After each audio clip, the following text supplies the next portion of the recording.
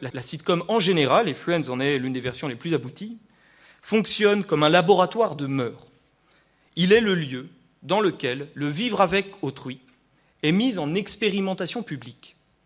Alors, quel en est le fonctionnement général ? L'expérience scientifique a pour but la validation d'une théorie explicative, qui prend généralement la forme d'une loi, vis-à-vis d'une série de phénomènes. La sitcom observe la même procédure générale, mais rapportée au vivre avec. Les impératifs d'unité relative d'espace et de personnages renvoient à l'isolation des sujets à tester dans l'univers fermé du laboratoire. Il apparaît donc parfaitement déplacé de reprocher à Friends d'être centré sur des personnages fixes, ni d'isoler certains paramètres pouvant intervenir dans la relation à autrui, comme la misère économique et sociale.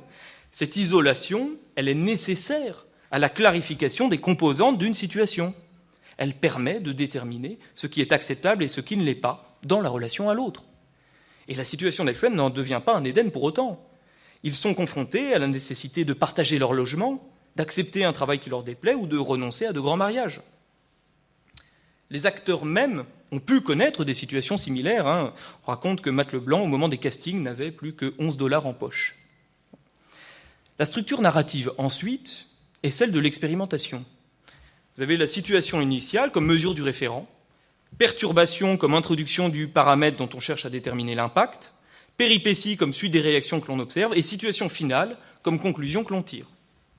Qu'elle soit prononcée par l'un des personnages ou qu'elle soit tacite parce qu'évidente, la morale de l'histoire est une loi des mœurs et forme à ce titre l'aboutissement nécessaire du mouvement de la sitcom. Le mode de validation de la loi des mœurs diffère néanmoins de celle de la loi physique. Prescriptive et non descriptive, c'est le public, par ses réactions de rire, de compassion, de tristesse, qui en établit la pertinence. Il n'est donc pas sans importance que la tonalité générale de la série soit celle de la joie. Joie des personnages comme joie des spectateurs. Le vivre avec n'y est pas fondé sur le renoncement aux fruits de la terre, la frustration, mais bien sur la jouissance. Car que nous apprend l'expérimentation Friends ?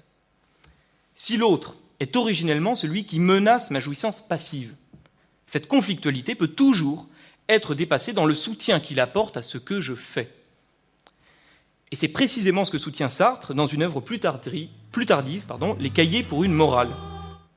Le combat entre nos regards pour récupérer notre identité peut être dépassé par l'acte de création, celui par lequel l'un donne à des choses du monde la marque de ce qu'il est, et par l'acte généreux par lequel l'autre peut accompagner cette création en l'encourageant, en lui donnant une signification.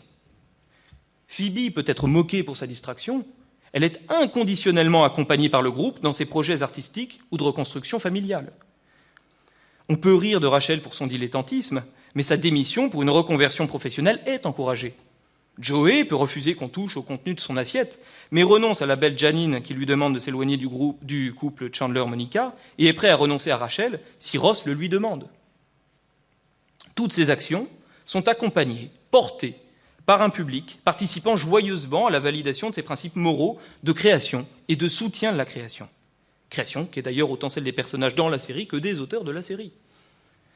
L'être là pour l'autre, there for you, compris comme générosité, qui sait moquer ce qu'on est, mais encourager ce qu'on fait, qui oblige au partage du monde, mais pour y créer davantage de jouissance, n'est en somme rien d'autre que le principe de ce qui, dans la série même, excède et donc résiste aux variations des relations de désir et d'amour, l'amitié, celle qui vous permet de continuer à danser à 4 heures du matin dans l'eau glacée d'une fontaine.